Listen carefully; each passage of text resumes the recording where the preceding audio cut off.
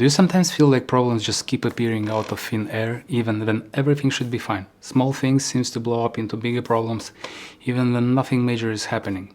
There is a deeper reason why this is happening, and it has everything to do with the way your brain is wired. Let me explain what's going on. First of all, what would your life look like if you had no problems? Isn't this something that we all strive for? The moment I finish this project, life will be easier. Once I lose weight, everything will be wonderful. When I find the person of my dreams, life will be a fairy tale. But is this true? Is this even possible? We might be swimming upstream here. The human brain is the most sophisticated thing we know of. It's a miracle.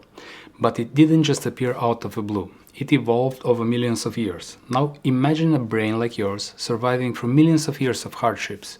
Well, not an individual brain, because there is this thing called death that tends to end all the fun, but anyway, imagine what it took for a brain to survive that long without getting killed before it could reproduce. The level of problem solving of this machine is just astonishing. Floods, volcanoes, earthquakes, ice ages, bacteria, tigers, crocodiles, envious neighbors. So many things could and did happen in these millions of years, and here you are with your brain alive. There is nothing short of miracle. And why is that? Well, first of all, luck. Lots of luck. But aside from it, the inherent capability of your brain to solve more and more difficult problems. Our brains are always on the lookout for problems. If we don't have any, it will find some.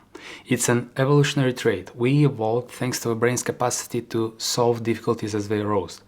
And up until some really short time ago, difficulties were an everyday hurdle. I mean, real difficulties like finding food, staying safe, simply trying to stay alive. And although real life-threatening problems have subsided for many, the tool to solve them remains, and you cannot flip it into idle mode. Now imagine a combine harvester that is always running, and it cannot be stopped. It picks all the grains from the fields, and then, if there is no wheat to harvest, it will move into your garden and start wrecking your cherry tomatoes, strawberries, flowers. The harvester needs real work, like real fields with wheat. And the same works for your brain. How much can you keep a brain in idle, with no thoughts and no emotions arising? A few minutes? Maybe a few seconds? Better start putting problems of your choice in front of it, or it will find some on its own. We would not be alive today without this phenomenally powerful device, which evolved with the main purpose to keep us alive and improve our situation when the environment allows it. And the brain doesn't have a magical switch to turn off when we don't need it. It's always on. If it doesn't have a genuine problem to solve, it will create one. It doesn't care about the magnitude of a problem or whether it's helpful or harmful to you. It's just doing its job. The problem-solving part of the brain, largely unconscious, doesn't see the big picture. It's like workers in a workshop producing bombs. They do their best to produce as many as possible and are not aware that their bosses are selling the bombs to someone that might eventually use these bombs against them. When you don't have real problems to solve, your brain focuses on smaller things. The kids are out of hand and need stricter discipline. The car in front of you is moving too slowly. Your spouse isn't paying enough attention to you. And while this might be legitimate issues sometimes, 99% of the time they are made up. They just disappear when you start solving more meaningful, constructive problems, like being more present and connecting better with your family. Have you noticed there is always one problem that feels like if I could just solve this one, everything will be fine?